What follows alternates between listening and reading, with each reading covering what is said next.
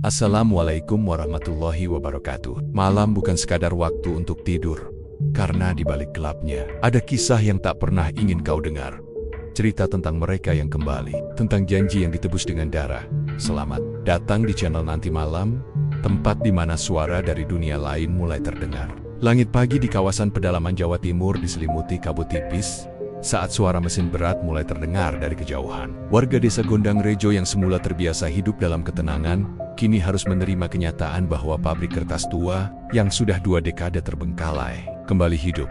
Bangunan tua itu dulunya dikenal sebagai pabrik kertas Nusantara, berdiri kokoh sejak zaman penjajahan Belanda. Dulu, pabrik ini menyerap banyak tenaga kerja dari desa sekitar, hingga suatu malam 20 tahun lalu, kebakaran besar melalap seluruh fasilitasnya. Banyak yang percaya itu bukan sekadar kebakaran biasa. Bahkan hingga kini, warga sekitar masih menghindari area itu katanya. Tiap malam Jumat Kliwon terdengar jeritan dari balik tembok pabrik.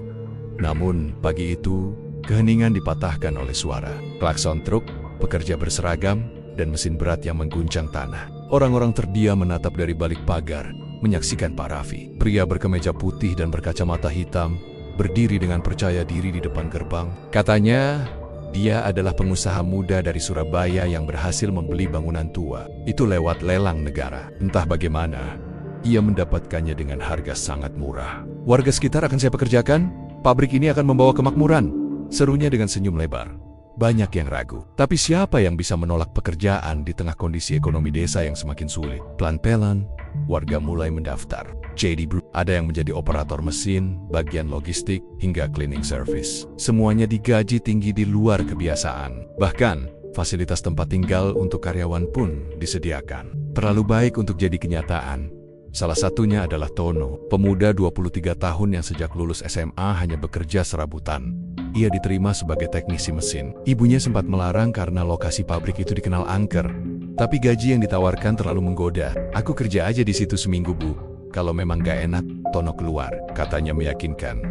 Hari pertama Tono dimulai dengan pelatihan dasar dan pengenalan jalur produksi. Pabrik itu ternyata sangat besar. Bahkan, ada ruang bawah tanah yang belum pernah. Salah satu ruangan yang menarik perhatian Tono adalah sebuah pintu besi besar bertuliskan ruang pendingin A yang selalu dijaga oleh satpam tua bernama Pak Sanip. Anehnya, ruangan itu tak pernah dibuka. Dan Pak Sanip selalu mengalihkan pembicaraan jika ditanya. Nggak usah banyak tanya, Nak. Fokus aja kerja. Semakin sedikit tahu, semakin panjang umur, kata Pak Sanip suatu kali. Dengan suara serak dan pandangan kosong, hari-hari berlalu. Pabrik mulai aktif memproduksi kertas dalam jumlah besar. Tapi di balik geliat ekonomi itu, ada hal-hal ganjil yang mulai terjadi. Pada malam ketiga, Tono yang kebetulan sedang lembur, mendengar suara dentuman dari ruang produksi. Saat ia mendekat, tak ada siapapun. Tapi lampu di ruangan itu berkedip-kedip, dan ia mencium bau hangus seperti kertas terbakar. Ia bertanya pada karyawan lain, tapi semuanya diam dan pura-pura tidak tahu. Beberapa hari kemudian, Pak Juma, karyawan senior bagian pemotongan kertas, tidak masuk kerja, katanya mengundurkan diri. Tapi Tono tak percaya. Semalam ia melihat Pak Juma memasuki ruang produksi pukul 2 dini hari, tapi tak pernah keluar.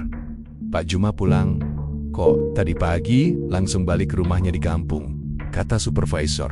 Tapi Tono tahu itu bohong. Ia pernah bertemu keluarga Pak Juma dan tahu bahwa mereka tinggal di desa sebelah. Tono memberanikan diri mendatangi rumahnya. Rumah itu sepi, digembok dari luar. Tetangga sekitar bilang, keluarga Pak Juma pergi entah kemana.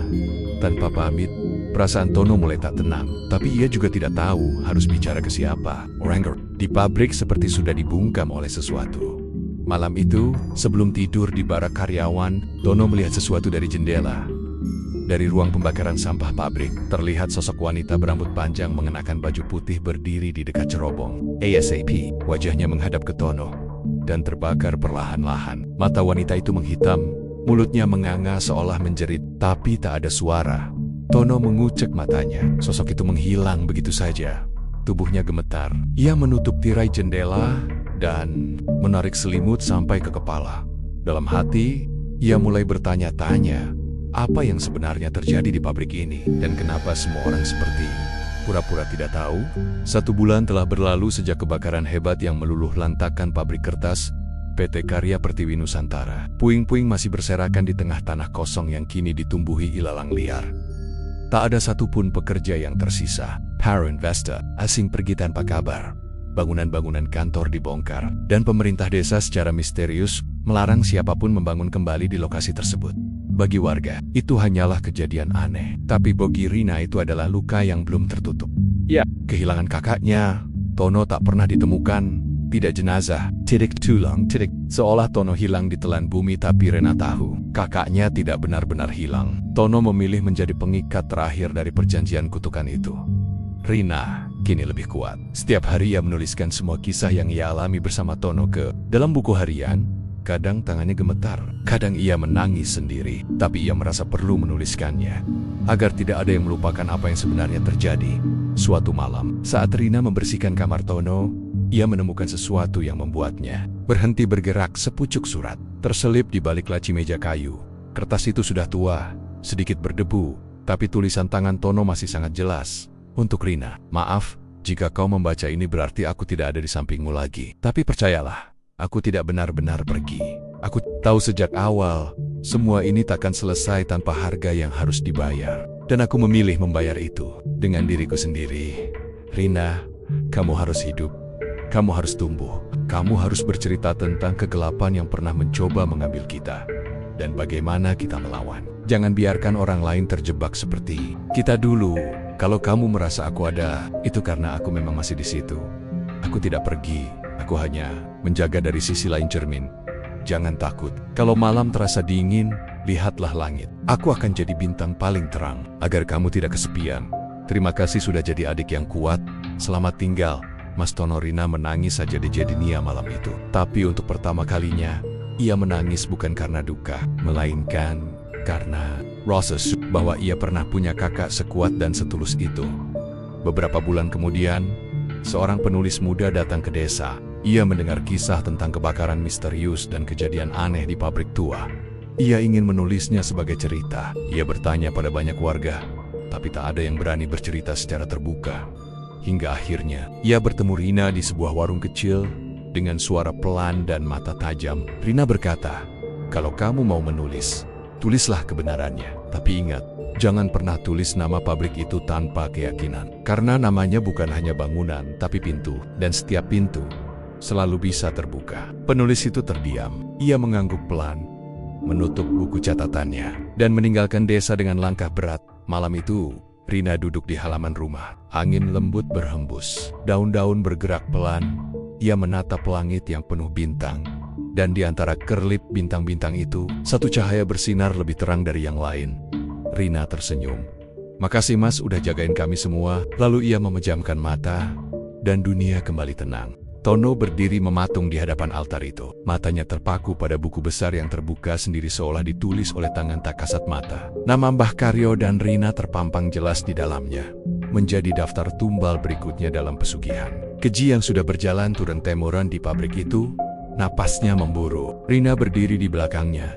Tubuhnya gemetar melihat altar tersebut. Bau kemenyan, anyir darah dan tanah basah menyatu dalam udara ruangan itu. Patung-patung kayu tanpa wajah berdiri mengelilingi altar, seakan menjadi penjaga gerbang dunia. "Bawah, kita harus bakar ini semua," bisik Tono. Namun sebelum mereka sempat bergerak, suara berat terdengar dari balik kegelapan lorong. "Tidak semua bisa dibakar, Tono." Parafi muncul dari bayangan. Kini wajahnya tak lagi seperti manusia.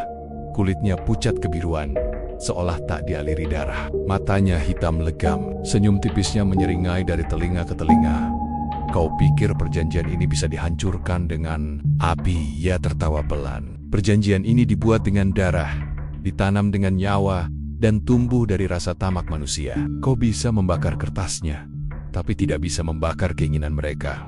Tono berdiri, menahan rasa takutnya. "Kami tidak akan membiarkan satu orang pun lagi jadi tumbal, termasuk Rina, termasuk Mbah Karyo." Parafi berjalan mendekat. Di sekeliling altar mulai bergetar pelat. Dari mata kosong patang-patang itu, mulai mengalir cairan hitam kental. "Kalau begitu, kau harus bayar 2 kali lipat jiwa dan kesadaranmu." Ia menjentikan jarinya. Sekejap ruangan itu berubah gelap. Dinding-dinding retak, tanah gemetar, dan suara tangisan serta jeritan jiwa terdengar dari segala penjuru. Tono dan Rina terpisah oleh dinding kabut pekat. Rina berteriak panik. "Mas Tono!" Tono berlari ke arahnya. Tapi dunia terasa berputar. Ia kini berdiri sendirian dalam ruangan kosong berlantai air. Di sekelilingnya hanya kegelapan. Lalu, dari bawah air, muncul bayangan tubuh-tubuh manusia jiwa-jiwa yang terperangkap. Salah satu dari mereka muncul ke permukaan. Mbah Karyo. Tapi bukan Mbah Karyo yang ia kenal. Sosok ini seperti arwah pucat, matanya kosong. Tono, jangan lawan mereka dengan amarah, tapi dengan pengorbanan. Perjanjian ini hanya bisa dihancurkan dari dalam. Kau harus jadi penggantinya. Tono menggeleng. Tidak, aku tidak akan jadi tumbal. Tapi kalau tidak, maka Rina dan semua orang desa akan diambil satu-satu. Suara itu menghilang. Lalu dari balik bayangan, muncul makhluk besar. Iblis kertas. Tubuhnya dari ratusan lembar kertas yang menjerit. Setiap lembarnya berisi nama dan wajah manusia para korban. Makhluk itu mengangkat tangannya, dan altar muncul kembali di depan Tono. Buku besar di atas altar menyala merah, dan halaman terakhir terbuka. Tumbal ke-15. Tono Widodo Tono menatapnya. Tajam. Kalau aku tumbal terakhir. Apakah ini akan berakhir? Tiba-tiba, Rina muncul dari balik kabut. Wajahnya basah air mata. Mas, jangan. Tono memeluk adiknya. Kalau aku biarkan ini terus, kamu akan jadi yang berikutnya. Desa ini gak akan pernah aman. Tapi kalau aku bisa mengakhiri ini semua, aku rela. Rina menangis dan memeluk erat Tono. Tapi Tono perlahan berjalan ke arah altar. Kalau ini harus dibayar dengan jiwa, biar aku saja yang bayar. Tapi dengan satu syarat, makhluk itu mengaum. Tono mengangkat tangannya. Setelah aku mati, kau bebaskan semuanya. Tak ada perjanjian baru, tak ada pabrik, tak ada satu nyawa pun lagi yang kau sentuh. McClook itu tertawa, lalu mendekat dan merobek dada Tono. Tubuhnya terangkat, darah mengalir, dan dalam kilatan cahaya merah, jiwa Tono terpisah dari tubuhnya dan masuk ke dalam buku itu. Suasana hening, altar terbakar dengan sendirinya. Kayu pecah dan meleleh seperti lilin. Cerobong asap pabrik yang menjulang jauh di atas tanah roboh dan runtuh, menyisakan lubang besar di bumi. Keesokan harinya, warga dikejutkan oleh berita besar. Pabrik kertas PT Karya Pertiwi Nusantara terbakar seluruhnya semalam. Tanpa sebab, tidak ada korban jiwa.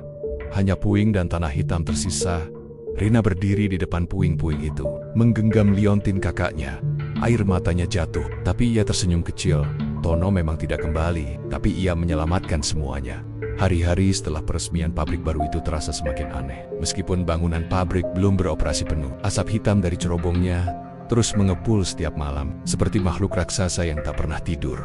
Warga desa mulai merasakan perubahan. Udara terasa lebih berat, air sumur menjadi keruh, dan hewan-hewan ternak bertingkah aneh. Beberapa anak-anak mengalami demam tinggi mendadak, mengigau di malam hari sambil menyobat-nyibat nama yang sama. Tono Antono An. Mas Tono, tapi Tono sendiri semakin jarang keluar rumah. Ia lebih banyak mengurung diri di kamar, menulis di kertas-kertas kosong tanpa henti. Setiap pagi, ibunya mendapati puluhan lembar kertas berserakan di lantai kamarnya, penuh coretan tak terbaca. Matanya cekung, wajahnya pucat, dan setiap kali ditanya, jawabannya hanya satu. Aku harus menyelesaikan tugas ini, Bu. Aku dependku. Rina yang kini mulai pulih, merasakan keganjilan itu lebih dalam. Ia sering memergoki Tono bicara sendiri di malam hari. Kadang, ia mendengar suara laki-laki lain di kamar itu. Padahal tak ada siapa-siapa di dalam. Suatu malam Rina mengintip dari celah pintu. Ia melihat Tono duduk di depan meja kecil, menyalakan lilin, dan di hadapannya ada kertas putih kosong. Tapi tangan Tono terus bergerak, menulis sendiri meski pena tak dipegang. Tiba-tiba, suara berat keluar dari mulut Tono, tapi bukan suaranya. Tumbal yang tertunda, utang yang belum lunas, kau tetap terikat. Jiwa ini belum penuh, tapi akan segera utuh. Rina menutup mulutnya sendiri, menahan jeritan. Ia langsung lari ke kamar Mbah Karyo yang tinggal tak jauh dari rumah mereka. Malam itu, Mbah Karyo datang membawa kendi kecil berisi air doa dan setangkai daun bidara. Ia masuk ke kamar Tono yang sedang tertidur dengan tubuh menggigil. SOTA. Doa dipercikkan ke wajahnya. Tono mengerang keras, seperti terbakar. Matanya terbuka, tapi matanya bukan matanya, hitam, gelap. Seolah lubang kosong tak berdasar. Tono duduk perlahan, lalu tersenyum sinis kepada Mbah Karyo. Sudah terlambat, tua. Pangkat. Jiwa ini sudah bukan milikmu. Ia membuka pintu, dan pintu itu tak akan tertutup lagi. Mbah Karyo menempelkan daun bidara ke dahi Tono. Tubuh Tono kejang, lalu ambruk. Nafasnya berat, tapi perlahan stabil. Saat ia bangun beberapa menit kemudian, wajahnya kembali normal, namun ia menangis. Menangis keras. Aku bisa merasakannya. Aku sedang pelan-pelan hilang, Bah. Seperti ada yang mengambil sebagian diriku tiap malam. Aku mimpi berdiri di tengah pabrik yang terbakar, dikelilingi orang-orang tanpa wajah, dan mereka semua menunjuk ke arahku. Mbah Karyo hanya menghela napas. Kau pernah membuka pintu yang seharusnya tak kau sentuh, dan sekarang perjanjian itu mengalir dalam darahmu. Pabrik baru itu dibangun bukan untuk produksi, tapi untuk menyelesaikan tumbal yang tertunda. Tono memeluk lututnya. Kalau begitu, biar aku saja yang jadi tumbalnya, Mbah. Jangan biarkan Rina kenal lagi. Tidak sesederhana itu, sahut Mbah Karyo. Mereka tidak ingin satu. Mereka ingin lebih. Mereka ingin seluruh desa. Keesokan harinya, seorang warga bernama Pak Saman ditemukan tewas di pinggir sungai. Matanya terbelalak dan tubuhnya penuh lembaran kertas menempel seperti sisik. Dalam kertas-kertas itu tertulis kata yang sama berulang-ulang. Bayar, bayar, bayar. Kematian itu memicu kepanikan. Tapi pihak pabrik cepat datang dan menenangkan warga. Mereka menawarkan bantuan pemakaman, uang tunai bagi keluarga korban, dan janji-janji bahwa kematian itu hanya kecelakaan biasa. Tono melihat semua itu dari jauh, lalu menoleh ke arah Rina. Ini baru awalnya. Mereka mulai memanen. Aku harus menghentikannya sebelum satu desa jadi ladang tumbal. Malam harinya, Tono menyelinap ke area pembangunan pabrik bersama Rina. Mereka melewati jalur irigasi lama, jalur yang dulu ia gunakan untuk melarikan Rina dari altar. Namun, kali ini, lorong itu lebih dingin, seolah hawa kematian menempel di setiap batu dinding. Begitu mereka sampai di ruang bawah tanah pabrik baru yang masih dalam tahap konstruksi, Tono melihatnya. Altar baru, lebih besar, lebih gelap, dikelilingi pateng-pateng kayu tanpa wajah. Dan di tengah altar, ada buku besar yang terbuka sendiri, dengan halaman yang terus menulis sendiri. Tumbal ke-13 telah disiapkan. Tumbal ke-14 dalam pengikatan. Tono memicingkan mata. Nama ke-14 itu adalah Mbah Karyo, dan di bawahnya sudah tertulis tumbal ke-15, Rina Permatasari. Sudah 2 bulan berlalu sejak pabrik tua itu terbakar. Puing-puingnya masih berserakan, tertutup semak dan abu, seperti luka besar yang belum sembuh di tengah desa Gondang Rejo. Tapi bagi Tono dan keluarganya, kejadian itu lebih dari sekadar tragedi. Itu adalah luka batin bekas perang antara hidup dan mati, antara saudara dan kekuatan tak kasat mata. Rina kini mulai membaik. Ia tak lagi menggambar simbol darah di dinding, tapi matanya masih menyimpan trauma. Ia sering terdiam menatap kosong lalu bergumam. Masih ada yang tertinggal. Sebelum tersadar kembali, Tono sendiri sudah berhenti bekerja. Ayah mengebis, waktunya membantu ibunya di sawah, memperbaiki rumah, dan menjaga Rina. Semuanya seakan mulai kembali normal. Hingga suatu sore yang mendung, saat Tono tengah menambal genteng rumah, seorang anak kecil tetangga datang membawa selebaran. Mas Tono, ini ada undangan dari balai desa. Tono membukanya, matanya membelalak. Peresmian proyek pabrik kertas modern PT, karya Pertiwi Nusantara tanggal 3 hari lagi. Lokasi, area bekas pabrik kertas Nusantara. Tono langsung gemetar. Ia berlari ke dalam rumah dan menunjukkan undangan itu ke ibunya. Wajah sang ibu memucat. Mereka membangunnya lagi, tak sampai 1 jam. Kabar itu menyebar ke seluruh penjuru desa. Orang-orang mulai berdatangan ke rumah kepala desa, bertanya-tanya, khawatir, tapi juga penasaran. Karena kabarnya, proyek baru ini mendatangkan investor asing dengan dana besar dan teknologi canggih. Tapi bagi Tono, itu bukan soal teknologi, itu soal apa yang tertanam di bawah tanah pabrik itu. Hari peresmian tiba. Balai desa dipenuhi spanduk. Beberapa mobil mewah berplat luar kota berjejer di halaman. Wartawan, pejabat, dan orang-orang berpakaian rapi hilir mudik. Di tengah keramaian, berdiri seorang pria tinggi berjas hitam, berkacamata gelap dan wajah asing. Ia memperkenalkan diri sebagai Mr. Ethan Morrow, investor dari Eropa yang katanya sudah berpengalaman membangun industri pulp dan kertas di banyak negara. Namun, bagi Tono, sosok itu menimbulkan firasat aneh. Saat semua orang sibuk, Tono menyelinap ke belakang area proyek. Ia melihat bekas pabrik lama sudah diratakan sepenuhnya, tapi ada satu sudut yang dipagari kain terpal hitam dengan penjagaan ketat. Ia mendekat perlahan, mengintip, matanya membelalak. Patung kayu tanpa wajah, persis seperti yang dilihatnya di altar pesugihan dulu. Kini berdiri di tengah lahan, dilapisi kain putih dan dikelilingi lilin merah. Tono mundur pelan. Tubuhnya bergetar, tapi tiba-tiba, sebuah tangan mencengkram pundaknya. Lama tidak bertemu, Tono. Tono menoleh, napasnya tercekat. Pak Raffi masih hidup. Wajahnya sama, tapi lebih tirus, dan matanya kosong, seperti kaca gelap yang tak memantulkan apapun. Ia mengenakan jas dan mengenakan pin kecil bertuliskan logo perusahaan baru itu. Tono mundur. Kau sudah mati! Aku lihat sendiri kau hancur dalam api. Pak Raffi tersenyum lebar. Tidak semudah itu, aku hanyalah perantara. Tumbal bisa diganti, tapi perjanjian tetap abadi. Dan sekarang, giliran kami naik satu tingkat. Dari belakangnya, muncul Mr. Ethan. Selamat datang kembali, Tono, katanya dengan logat campur aduk. Kau pernah menolak kekayaan ini, tapi sejujurnya, kami masih butuh seseorang seperti dirimu. Kalian gila, teriak Tono. Ini tanah terkutuk. Kalian akan membangkitkan semua yang pernah dikubur di sini. Mr. Ethan mendekat. Sudah bangkit, Tono. Sejak kau membuka pintu cermin itu, jiwa-jiwa yang tertahan kini bebas, dan mereka lapar. Tiba-tiba, tanah di bawah kaki Tono bergetar. Dari balik retakan tanah, asap hitam perlahan mengepul. Tono berlari, mencoba kabur. Tapi jalan keluar sudah dijaga dari keohan. Warga hanya melihat Tono tergesa-gesa meninggalkan lokasi. Tapi tak ada yang tahu bahwa ia kembali ke rumah dalam keadaan tak sama. Malam itu, Tono diam di kamarnya, matanya kosong. Tangan kirinya menggenggam sesuatu. Sebuah kertas putih kosong yang terus ia remas. Di jendela kamarnya, terlihat bayangan besar berdiri tinggi, bergelombang, seperti tumpukan kertas hitam. Dan dari arah pabrik, meski belum resmi dibuka, cerobong asapnya sudah menyala. Asap hitam mengepul ke langit malam. Langkah Tono bergema dalam kehampaan. Tempat itu mirip pabrik kertas yang ia kenal, tapi Semionia. Rusak, kotor, dan seperti diliputi kabut tebal. Bangunan pabrik berdiri miring, cerobongnya mengeluarkan asap hitam kental, dan lantainya penuh genangan darah. Dinding-dinding retak, dipenuhi tengon-tengon yang mencuat keluar meronta, meraih siapapun yang lewat. Inilah ruang cerminan. Dunia bayangan dari pabrik pesugihan itu. Tempat para jiwa tertahan, dijadikan tenaga abadi, dan dikekang dalam penderitaan tak berujung. Tono berjalan perlahan, tubuhnya terasa ringan seperti melayang. Tapi setiap langkahnya disambut bisikan ribuan suara pelan yang merintih, memanggil namanya, meminta pertolongan. Tono, tolong aku belum mati. Aku hanya tertahan. Buka pintunya, bebaskan kami. Suara-suara itu membuat bulu kuduknya berdiri. Namun di antara jeritan itu, ada satu suara yang ia kenal betul. Rina.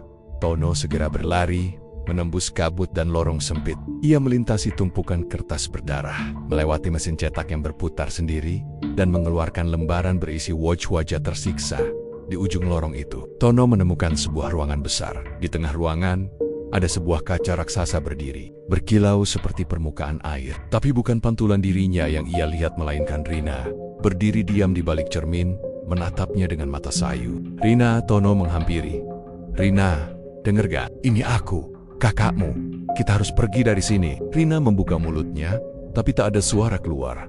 Matanya berkaca-kaca. Di sekeliling kaca terukir mantra-mantra kuno dan simbol segitiga bermata satu. Mencoba menghancurkan kaca itu dengan batu besar tak berhasil. Ia meninju, menendang, tapi kaca itu hanya bergetar pelan dan menolak hancur. Tiba-tiba, udara di dalam ruangan berubah dingin. Suara gemuruh terdengar dari belakang. Tanah bergetar. Makhluk kertas itu muncul lagi, tapi kali ini lebih besar, lebih menyeramkan. Tubuhnya menjulang seperti raksasa, terbuat dari gulungan kertas hangus yang berputar-putar. Wajahnya hanya satu robekan besar berbentuk mulut, dan dari tubuhnya muncul tenggen-tenggen kecil yang mencengkeram jiwa-jiwa lain. Makhluk itu mengaum. Dari mulutnya keluar suara ratusan manusia berteriak bersamaan. Jiwa ini milik kami. Kamu pengganti berikutnya. Tono mundur perlahan, tapi saat ia menatap Rina yang menangis dalam cermin, tekadnya mempuncak. Ia tak peduli siapa makhluk itu, atau sekuat apa kekuatan dunia ini. Ia datang untuk mengambil adiknya kembali. Dengan tangan gemetar, Tono mengambil liontin kecil di lehernya pemberian ibu mereka waktu kecil. Ia menekan liontin itu ke permukaan kaca, sambil berteriak, Rina, pegang tanganku sekarang. Rina dari balik kaca mengangkat tangannya perlahan. Saat kedua tangan mereka hampir bersentuhan, Shrek, makhluk kertas itu menghantam lantai dan mengguncang seluruh ruangan. Tapi tangan Rina berhasil menembus kaca, dan Tono menariknya sekuat tenaga. Tubuh Rina perlahan keluar dari permukaan cermin seperti ditarik dari air. Namun makhluk itu tidak, tinggal diam. Salah satu lengannya melesat cepat dan menangkap kaki Rina. Rina menjerit Tono memeluk tubuh adiknya. Ia menggigit bibir sampai berdarah. Dan tanpa berpikir, ia menusuk tangan makhluk itu dengan pecahan kaca yang ia temukan. Makhluk itu mengaum keras tapi bukan karena kesakitan, melainkan kemarahan. Dunia di sekeliling mereka mulai runtuh. Lantai pecah, dinding meledak, langit-langit runtuh, dan api berkobar dari segala arah. Tono tak sempat berpikir. Ia memeluk Rina dan berteriak, "Mbah Karyo, tarik kami balik!" Tiba-tiba, semuanya gelap. Tubuh Tono seperti melayang di antara kehampaan. Lalu, terasa hentakan keras di dadanya. Napasnya kembali. Matanya terbuka. Ia terbaring di tengah lingkaran dupa, dengan Rina di sampingnya juga terbangun, menangis dalam pelukannya. Mbah Karyo tersungkur ke lantai, kelelahan. "Syukurlah, kalian kembali tepat waktu." Namun, sebelum mereka sempat bersyukur lebih lama, suara ledakan terdengar dari arah pabrik. Langit di atas desa berubah merah. Asap hitam membubung tinggi. Dan dari kejauhan, terlihat pabrik itu terbakar. Tapi bukan terbakar biasa. Api itu membentuk wajah-wajah makhluk kertas yang meraung ke arah langit, lalu menghilang. Pabrik kertas Nusantara pagi itu runtuh total, menyisakan puing dan bara. Namun beberapa minggu setelahnya, Tono membaca berita di internet. Investor baru bangun pabrik kertas modern di lokasi lama. Proyek diluncurkan awal tahun depan. Dan di pojok bawah artikel itu, ada foto seorang pria asing berjabat tangan dengan pemerintah daerah. Wajahnya tersenyum, tapi matanya kosong. Di belakangnya, samar-samar, terlihat asap hitam mengepul dari tanah. Suasana rumah Tono berubah total sejak Rina dibawa pulang dari pabrik. Gadis yang dulu ceria dan suka tertawa, kini lebih sering menatap kosong ke arah langit-langit. Ia jarang bicara, bahkan kepada ibu mereka pun hanya menjawab dengan anggukan atau gelengan pelan. Namun yang paling mengerikan adalah satu kebiasaan barunya. Rina menggambar simbol-simbol aneh di dinding kamarnya setiap malam. Ia melakukannya dengan ujung jarinya sendiri, menggunakan darahnya sebagai tinta.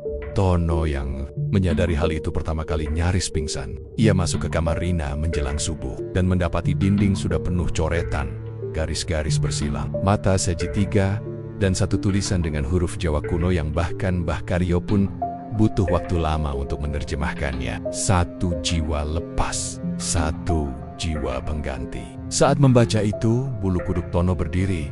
Ia tahu pabrik itu tidak akan diam. Pesugihan yang mereka jalankan pasti tidak akan menerima kegagalan. Ia telah merebut kembali tumbal mereka. Dan artinya, ia sendiri akan diburu sebagai pengganti.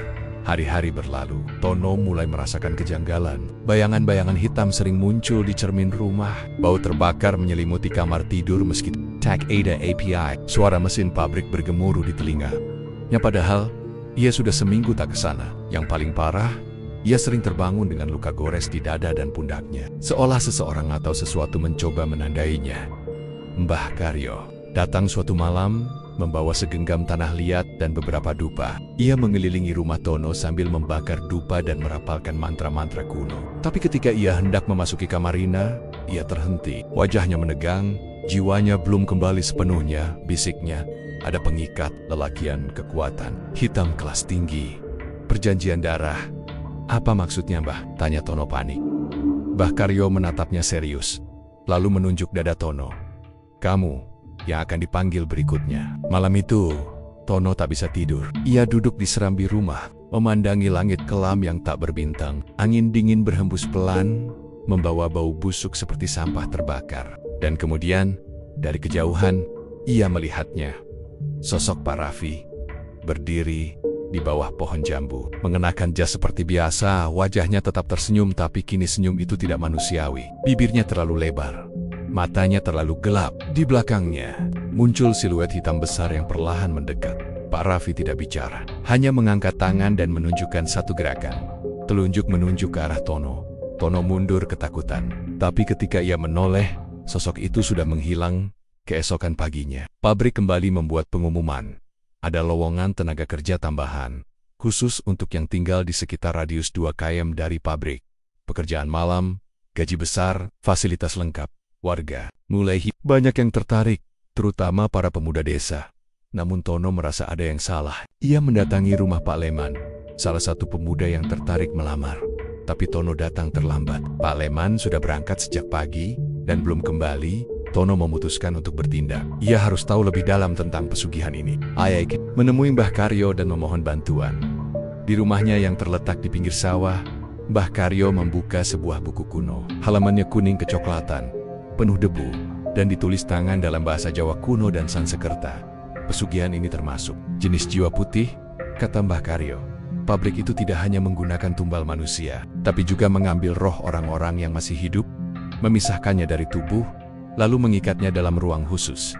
Ruang khusus, Mbah Karyo mengangguk. Biasanya disebut ruang cerminan, tempat di antara dunia nyata dan dunia gaib. Jiwa-jiwa yang diikat di sana tidak akan mati, tapi juga tidak hidup.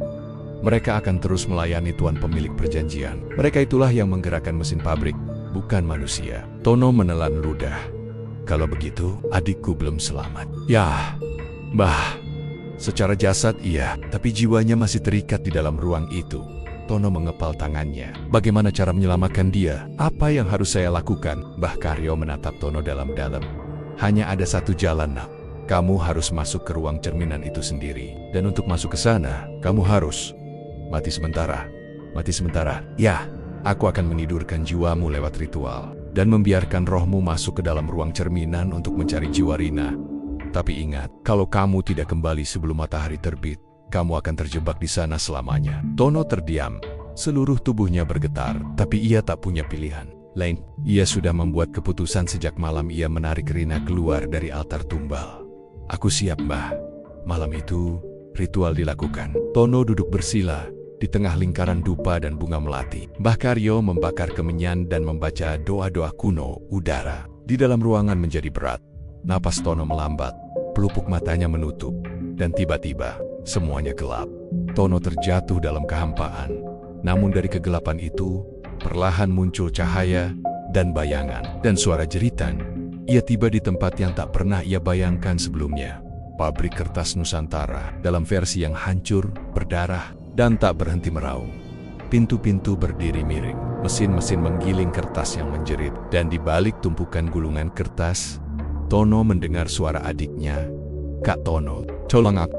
Hujan turun deras pagi itu, petir menggelegar di langit desa, menyambar pepohonan dengan dentuman yang mengguncang dada. Tono berdiri terpaku di depan pintu gerbang pabrik kertas Nusantara. Tubuhnya menggigil bukan karena dingin, melainkan karena ketakutan yang mencengkram lehernya seperti cakar setan. Namanya ada di sana. Rina Permatasari, adik kandungnya. Usianya baru 19 tahun, baru saja lulus sekolah. Anak gadis yang masih polos dan lugu, kini terdaftar sebagai karyawan baru di shift malam. Aku nggak pernah lihat dia ngelamar. Lagian, kenapa shift malam? Gumam Tono Guzer. Matanya terus menatap papan pengumuman yang basah terkena gerimis. Tono mencoba menerobos masuk, tapi satpam mencegatnya. Maaf Mas Tono, hari ini bukan jadwal kerja Anda. Silakan pulang dulu. Ya? Ucap satpam itu dengan senyum aneh. Seperti dibuat-buat. Aku mau ketemu Rina, adikku, bentak Tono. Dia nggak pernah ngelamar, dia belum kerja di sini. Tapi satpam itu hanya menggeleng pelan. Sudah masuk data mas, mungkin dia ngelamar lewat online. Semua karyawan baru shift malam wajib ikut pelatihan 3 hari. Dan tidak bisa diganggu. Lalu pintu gerbang ditutup, dikunci rapat. Tono hanya bisa berdiri di luar, kehujanan dengan napas memburu. Malam harinya, Tono tak bisa tidur. Ia mondar-mandir di dalam rumah kecil mereka yang kini terasa dingin dan hampa. Ibunya tak tahu Rina mendaftar kerja. Bahkan terakhir kali Tono melihat Rina adalah 2 hari lalu. Sebelum ia kabur dari pabrik, Tono merasa ada yang janggal sejak insiden di ruang bawah tanah itu. Dan kini Rina menghilang secara misterius lalu. Namanya muncul sebagai karyawan baru shift malam. Ia tak bisa tinggal diam. Tengah malam, Tono menyusup ke area belakang pabrik lewat jalur irigasi lama. Jalur itu biasa dipakai warga saat panen, tibut, dan langsung terhubung ke gudang bahan baku. Gelap, basah, berlumpur, tapi ia terus merayap dalam diam. Begitu berhasil masuk ke area pabrik, ia mendengar suara mesin bergemuruh dari kejauhan. Tapi bukan suara biasa. Ada irama aneh, seperti nyanyian perempuan, samar-samar, tumbal darah, tumbal daging. Demi Tuan penguasa kertas putih, Tono menahan napas. Jantungnya berdegup seperti genderang perang. Ia menyelinap ke balik karung-karung, pulp kertas dan mengintip ke arah sumber suara di ruang produksi. Ada ritual, bukan produksi biasa. Beberapa pria berseragam pabrik berdiri membentuk lingkaran. Di tengah mereka ada altar kayu, sama seperti yang dilihat Tono di bawah tanah. Di atas altar itu berbaring seorang gadis Rina. Tubuhnya kaku, wajahnya pucat, matanya terbuka namun kosong, seperti orang tidur tanpa jiwa. Tangan dan kakinya diikat kain putih, dan di dadanya ada kertas bertuliskan aksara Jawa kuno. Bau kemenyan menyengat hidung, bercampur dengan aroma besi hangus. Pak Raffi berdiri di depan altar, mengenakan jubah merah dan membawa mangkuk hitam berisi cairan merah gelap. Dengan tumbal ini, ucapnya keras, maka produksi kita tak akan pernah berhenti. Kertas akan mengalir seperti darah, dan kekayaan kita tak akan ada ujungnya. Para pekerja menjawab serempak, tumbalkan, tumbalkan. Tono menutup mulutnya sendiri, menahan teriak. Air matanya mulai mengalir. Ia ingin berlari dan menolong, tapi kaki dan tubuhnya seperti membeku, seolah ada kekuatan yang menekannya agar tak bergerak. Lidahnya kelu, lalu dari dalam dinding sesuatu keluar. Makhluk itu tinggi, hitam legam, seluruh tubuhnya seperti kertas, basah yang menggumpal dan menetes darah. Matanya merah menyala, dan mulutnya tak berbentuk, hanya robekan besar yang mengeluarkan suara erangan seperti mesin rusak. Makhluk itu melangkah ke arah altar. Setiap langkahnya membuat lantai gemetar, dan saat ia mendekat ke tubuh Rina, Tono berteriak, "Jangan!" Tiba-tiba semua mata menoleh. Para pekerja, Pak Raffi, dan bahkan makhluk hitam itu semuanya menatap ke arah tempat Tono bersembunyi. Tono langsung berdiri dan berlari menuju altar, mencoba membuka ikatan Rina. Namun tubuh Rina dingin seperti es, dan matanya masih kosong. "Rina, bangun Rin, ini kakak, bangun!" teriak Tono sambil menggangkang tubuh adiknya Pak Raffi Moju. Wajahnya gelap penuh amarah. "Kau tidak seharusnya melihat ini. Kau seharusnya jadi tumbal berikutnya." Tono menggigit bibir. "I am a..." Besi pemotong kertas di meja sebelah. Tanpa berpikir ia menyambar besi itu dan mengayunkannya ke arah Pak Raffi. Darah muncrat. Pak Raffi terhuyung, namun masih tertawa kecil. Tidak semudah itu. Dia sudah terikat. Jiwanya sudah diambil. Kau hanya melihat tubuhnya, tapi rohnya sudah jadi milik kami. Tiba-tiba makhluk hitam itu mengaum dan bergerak cepat. Tono menarik tubuh Rina dan berlari sekuat tenaga. Pintu keluar belakang ia dobrak paksa. Di luar hujan deras mengguyur mereka. Makhluk itu mengejar sampai ke halaman belakang. Tapi begitu Tono dan Rina berhasil keluar dari area pagar pabrik, makhluk itu berhenti. Ia hanya menatap Tono dari jauh dan perlahan menghilang di balik kabut hujan. Tono membawa Rina pulang. Ia memanggil dukun kampung, Mbah Karyo, untuk membantu menyadarkan Rina. Butuh waktu 3 hari 3 malam sebelum Rina membuka mata. Namun ia tak mengingat apapun. Matanya kosong, dan setiap malam ia menggambar simbol aneh di tembok kamarnya. Dengan darah dari ujung jarinya sendiri, pabrik itu tetap beroperasi. Tak ada yang tahu kejadian malam itu. Semua pekerja bungkam, seolah mereka terikat oleh sesuatu yang tak terlihat. Dan satu pesan dari Mbah Karyo terus terngiang di telinga Tono. "Ritualnya belum selesai, nak. Tumbalnya belum genap. Kau mungkin akan jadi yang berikutnya." Hari-hari di pabrik kertas Nusantara berlalu dengan cepat. Tapi Tono justru merasa seperti terjebak dalam waktu yang berjalan lambat dan berat. Ada sesuatu yang aneh dengan tempat ini. Sesuatu yang membuatnya selalu gelisah, bahkan di siang hari. Suara mesin yang meraung, bau kertas basah bercampur bahan kimia, dan tatapan kosong para pekerja shift malam menjadi pemandangan yang semakin sering ia temui. Pagi itu, Tono mendapati area belakang pabrik tepat di dekat cerobong asap besar ditutup. Garis larangan dengan tulisan merah menyala. Area rusak, dilarang masuk. Namun, ia sempat melihat seseorang berseragam manajer berdiri di sana malam sebelumnya. Orang itu membawa semacam kantong besar seperti karung, dan ada ceceran merah di lantai yang sudah mengering. Rasa ingin tahu Tono semakin membuncah saat waktu istirahat siang. Ia mencoba bertanya kepada Pak Warto, karyawan senior yang terlihat lebih terbuka dari yang lain. "Pak, sebenarnya waktu dulu pabrik ini kebakaran, itu karena apa sih?" Ada yang bilang karena kecelakaan, ada yang bilang karena semacam ritual. Pak Warto menatap Tono tajam, lalu memalingkan wajah. Ia menyendok nasi bungkusnya pelan-pelan dan menjawab dengan suara nyaris berbisik, "Jangan banyak tanya, Ton. Kita cuma kerja. Urusan di atas kita, biar yang di atas yang urus. Kamu masih muda, jangan sampai cepat tua karena tahu hal yang gak perlu." Tono Mac, jawaban itu malah menambah tanda tanya. Malam harinya, saat hujan deras turun, listrik pabrik sempat padam beberapa menit. Tono yang sedang memeriksa panel listrik merasakan getaran aneh di lantai. Seolah ada sesuatu yang berjalan di bawah tanah. Suaranya seperti langkah kaki yang berat, lambat, namun jelas. Ia menempelkan telinga ke lantai. Duk, duk, duk. Langkah itu seperti mendekat. Jantung Tono berdegup lebih kencang. Ia mundur perlahan. Tapi saat menengok ke arah ruang koridor timur, ia melihat sesuatu. Seseorang sedang berdiri di ujung lorong, tapi tubuhnya seperti melepuh. Uap mengepul dari kepala dan tangan yang terbakar, dan dari mulutnya keluar suara rintihan lirih. Mata sosok itu menatap langsung ke Tono. Buka ruang bawah, sebelum kau jadi berikutnya. Lalu sosok itu menghilang. Seperti kabut ditiup angin, Tono terjatuh. Tubuhnya gemetar dan peluh dingin mengucur deras dari pelipisnya. Ia nyaris tak bisa berdiri saat seorang satpam datang menyorotkan senter ke arahnya. Kamu ngapain di sini sendirian? Shift kamu belum selesai, tegur satpam. Saya lihat orang, Pak. Ada orang terbakar di ujung sana. Satpam itu terdiam, lalu hanya menepuk pundaknya. Udah, jangan ngelantur. Kalau lelah, istirahat aja. Esoknya, Tono tak bisa menahan diri. Ia mendatangi ruang bawah tanah yang dulunya dijelaskan sebagai gudang lama. Kuncinya digantung di kantor supervisor. Dan saat semua sibuk dengan audit bahan baku, Tono nekat menyelinap dan mengambilnya. Tangga menuju bawah tanah pabrik gelap dan dingin. Lampu neon di langit-langit berkedip-kedip, bau lembab dan anyir langsung menyergap begitu pintu dibuka.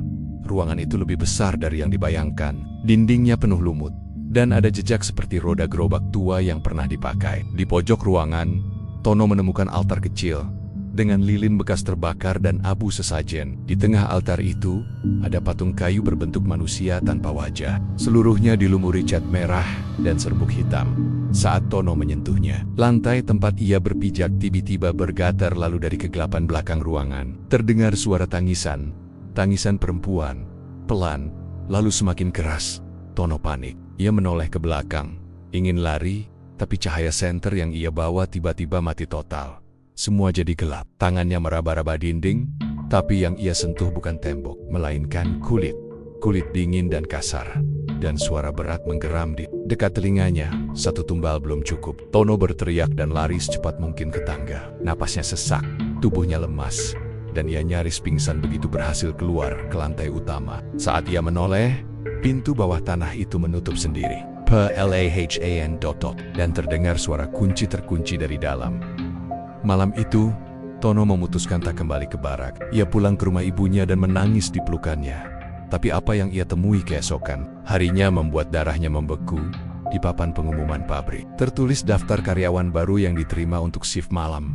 Di urutan ketiga tertulis Rina Permatasari. Bagian pemotongan adiknya.